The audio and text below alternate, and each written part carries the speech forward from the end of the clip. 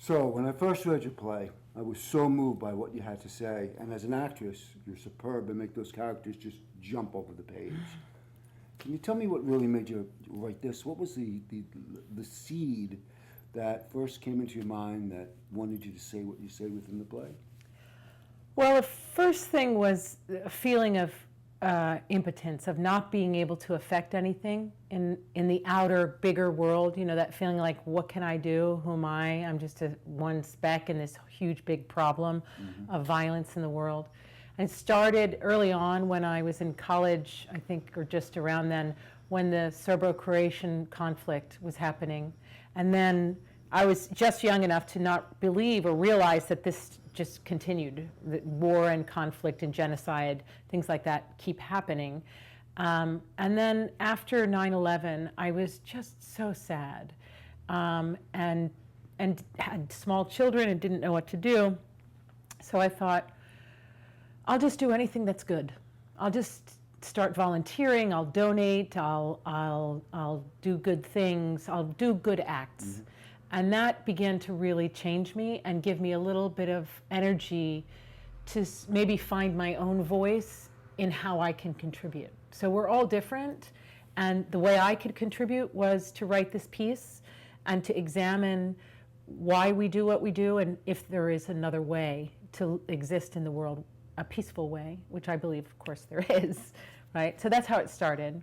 Definitely. I hope that there is a peaceful way to live within this world, but give me an idea about what your show is really about, what you're trying to say, what you want us to understand. Well, my show is about, it begins with a central character of a housewife who is directly and indirectly affected by this conflict. And we live in a world where we can find out almost real time what's happening in the world. So we're very much focused on the tragedy and the horrors that are happening in the world. And it can make you feel really impotent. And also, I certainly feel guilty that I have such a great life and there are other people suffering in the world. And shouldn't I actually do something about it? So the play is about a housewife's struggle to find her own voice within this conflict. And then from that, there are two other main characters who are a prisoner of war and a war correspondent. Because I think it's also very critical, this idea of the 24-hour news cycle that's constantly feeding us very violent and scary images all the time. So we then are in a state of fear. I mean, we're animals, we respond to that. So it's about the exploration of that fear and of the opposite feeling of that, which is love and faith, right? So how do we find a way to find a sanctuary, right? There's no coincidence that the play is called Sanctuary, and that, you know, in almost every spiritual building, there is a place called a sanctuary, and that we talk about, I talk about personally finding a sanctuary internally. You know, what is the thing that gives you peace? And right. That is where your hope is? My hope is that we all can take away from a production like this. You know, theater and film can move people. We can be shifted by what we see.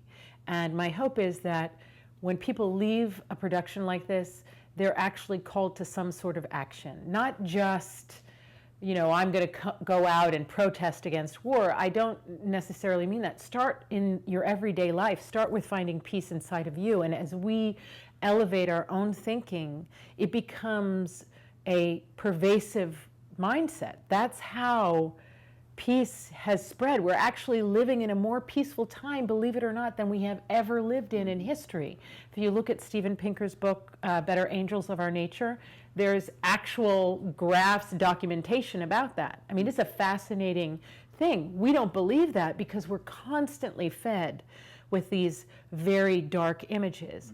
My belief is, as we raise our consciousness, as culturally it becomes disdainful to perpetrate acts of violence, both individually and systemically, that we can reach an even further tipping point where we lower and lower the rates of murder. We elevate women, we elevate minorities to understand that we are actually all part of the same tribe. We're not separate. We are together. That's what I got out of it when I read that, and I believe that, and I believe that there is hope, and I believe there is an answer, and I'm so grateful to be directing this piece. I think it has a lot to say, and it's very important. Suzanne Shelby, ladies and gentlemen, thank you. Thank you.